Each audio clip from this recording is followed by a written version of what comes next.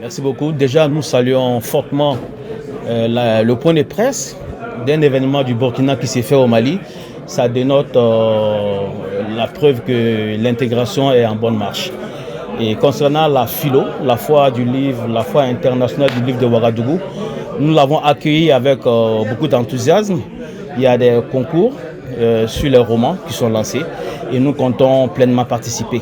Nous allons mobiliser tous nos auteurs, tous ceux qui sont romanciers et participer et aller sur la terre de l'AIS du Burkina Faso avec beaucoup d'honneur. Alors je pense que ce qui a motivé cela, c'est parce que nous sommes partis du principe que nous sommes désormais un peuple. Le peuple burkinabé, le peuple malien et le peuple nigérien constituent désormais un seul peuple. Donc quand nous avons notre joie, c'est un plaisir pour nous de la partager avec nos frères du Mali, avec nos frères du Niger.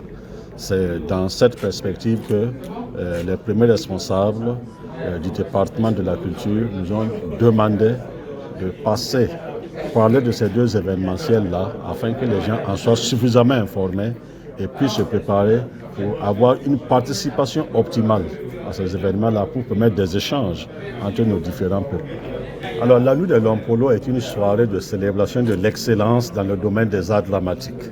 Et les arts dramatiques regroupent 5 disciplines que sont le théâtre, le conte, le cirque, les marionnettes et l'humour. Donc il s'agira de voir dans chacune de ces disciplines ceux-là qui ont performé, qui ont excellé par leur création artistique plus que les autres et de leur donner une récompense qui va les encourager, qui va les porter au vu de tous et qui va les pousser à encore faire mieux.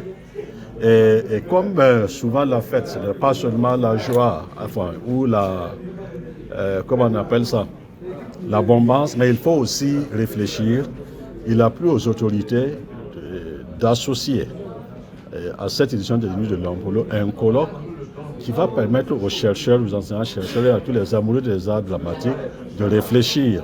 Qu'est-ce qu'il faut faire?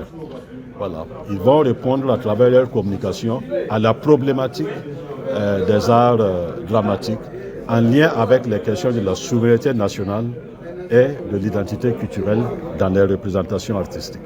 Alors, pour ce qui est de la philo, la foire du livre, là également, c'est une tribune offerte aux acteurs du livre, à tous les maillons de la chaîne du livre, de se rencontrer, d'échanger sur le livre et de voir comment l'économie du livre peut prospérer et comment aussi le livre peut être mis à la disposition des lecteurs, car je pense que la lecture peut nous permettre de résoudre certains de nos problèmes. La lecture est une fenêtre ouverte sur le monde et quand nous lisons, nous avons beaucoup d'informations et plus nous sommes informés, mieux nous vivons.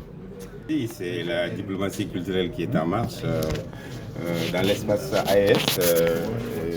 Lorsque un pays frère comme le Burkina Faso confie le parrainage, n'est-ce pas, de cet événement-là, qui est la récompense des meilleurs de l'art visuel, comme le théâtre, comme les marionnettes, c'est un honneur pour le Mali.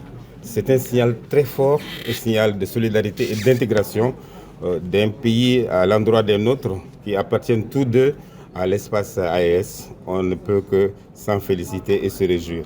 Donc, au nom des plus hautes autorités de la République du Mali, le général d'armée Assimi Goïta, qui a décrété 2025 comme année de la culture, et au nom, n'est-ce pas, du Premier ministre et du ministre de l'Artisanat et de la Culture, Mamou Dafé, qui est aussi un général, mais sans galon, et qui est sur tous les fronts. En tout cas, c'est un plaisir pour nous de partager ces moments-là avec le peuple de l'AES, le peuple du Burkina Faso surtout.